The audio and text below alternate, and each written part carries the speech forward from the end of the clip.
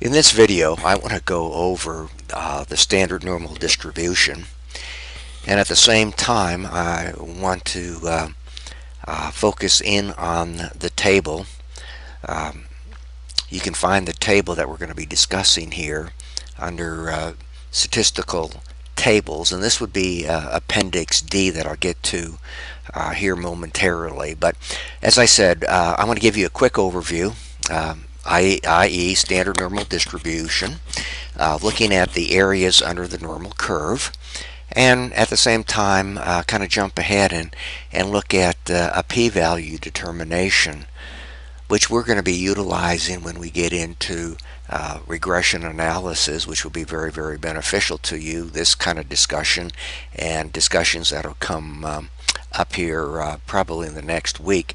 But you can see, in other words, this is a standard normal distribution, and under that standard normal distribution we're talking about 100%. Well, not really, because it's a continuous probability distribution, i.e. the tails here, the right tail, and over here the left tail, never reaches the abscissa, or that x-axis. So in effect, when we're talking about 100%, we're really talking about 99.999 with an infinite repeating decimal.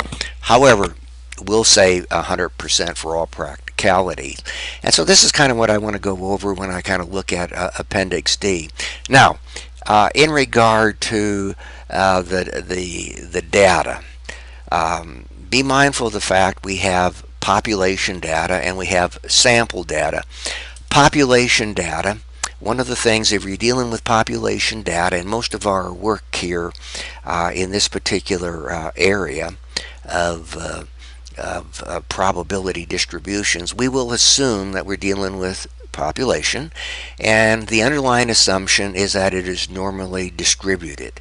And so when we look at population data, and when we want to calculate the area under this curve here, we talk in terms of z's, or standard deviates.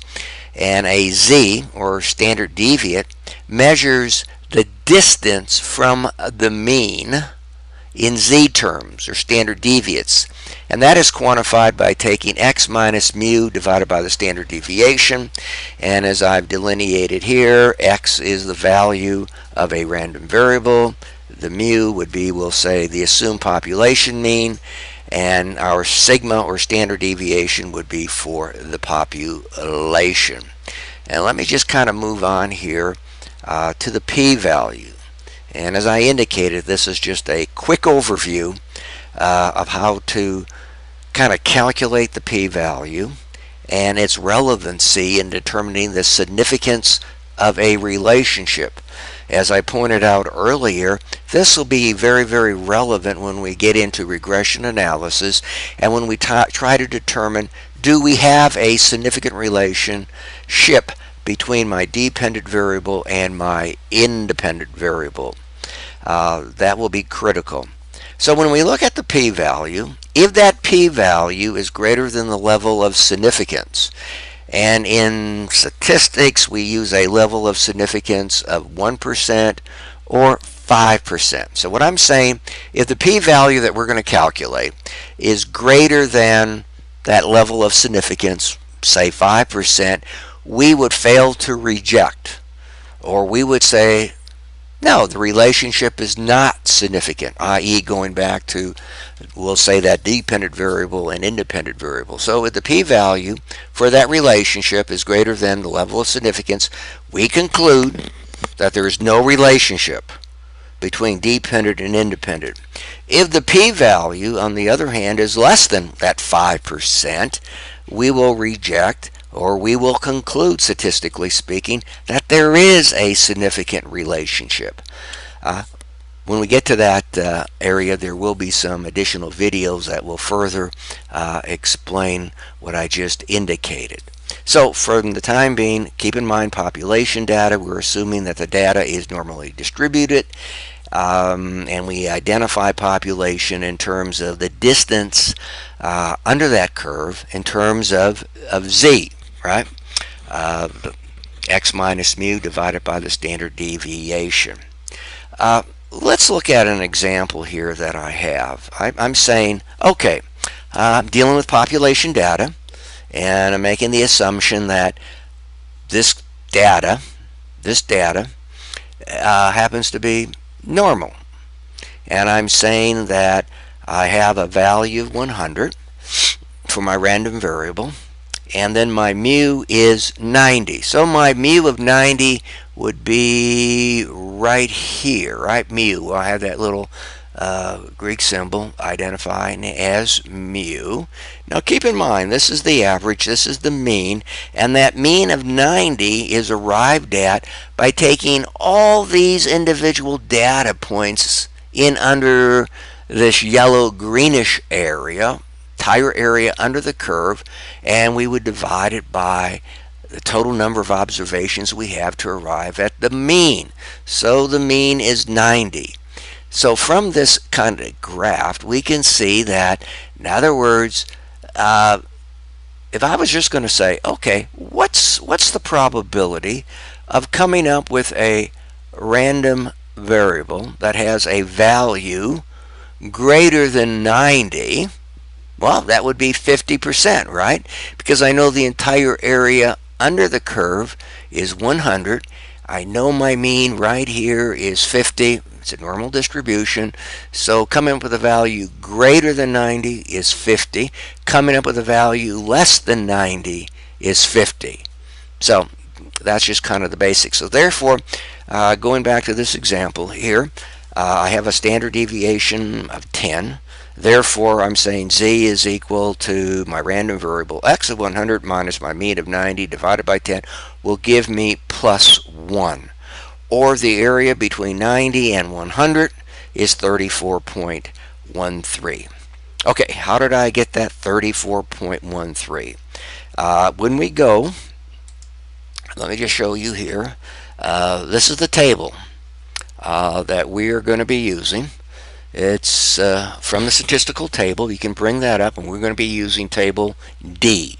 And you can see this particular table gives us areas under the curve. This table is looking at half of the standard normal, i.e., it's looking at the right half, or it could be looking at the left half. Well, we know that the entire area to the right here of 0 happens to be 50%. So the right half of my curve is simply the mirror image of the left. So if I go 0 to the right in z terms, those would be pluses, right? So if I go from 0 to the left, I'd be talking about negative z's. So all what this particular table is isolating, as I indicated, on half of the typical normal curve. So in the problem that we just got done discussing, or I should say that example, whereby we had a z of 1. So in this particular column provides us with the z value. And if I go down to 1 z, or 1 standard deviate from my mean here, would give me 34.13%. Okay, so that the area, I'm 1z, the area of 1z, which would be in this example between my mean of 90 and my random variable of 100, would be 34.13%. So if I wanted to determine, in other words, the area to the right of 100, I would simply take 0.3413 minus 0.5, right? And that would give me something like 15.87%. As a matter of fact, that would be my p-value. My p-value is dealing with the area in the right tail here from that particular example. And if we look up here what they're saying, okay, in other words, if I would have a z of 1.96, well, let's see, 1.96, I'd come over here, 1.96 is 47.5. So that tells me if I go 1.96 z values to the right, positive, that area under the curve is 47.5%. The area beyond 1.96, once again, that is my p-value beyond 1.96 for the right tail. And of course, that would be approximately 2.5%. 2.5% for a p-value. Now, let me say something about p-value. Again, just a quick overview. We'll get more into this later. This would be, if you remember back to your stat days when you did hypothesis testing, you had a null hypothesis, you had an alternate hypothesis, and then you were stated, oh, this is a one-tail test or a two-tail test.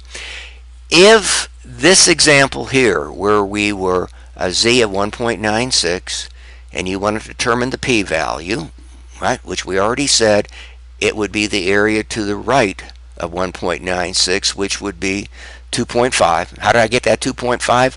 Well, basically the entire area to the right of my mean here of 0 is 50%. So 50% minus 47.5% is 2.5. If that was a two-tailed test, I would also have to take into account the area over here in the left. So it's 2.5, and I would have to double that up. So my p-value for a two-tailed test is 5%. You might want to remember that.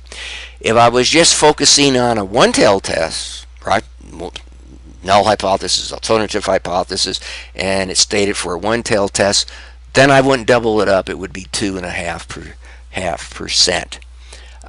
So that's pretty much how you use the table. We'll use this table in appendix, table D.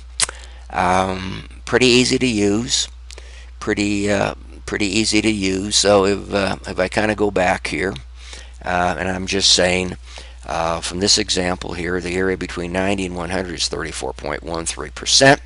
And keep in mind, if I go to the right of one standard deviation, that would give me a so-called p-value. So as I mentioned, this is just a quick overview. I just wanted to introduce you to that table that we will be using. Table D is focusing on half of the normal curve. Doesn't make any difference what half, because the right half is nothing more than a mirror image of the left. We just have to keep in mind if the z is a positive or a negative. If the z is a positive, we're on the right.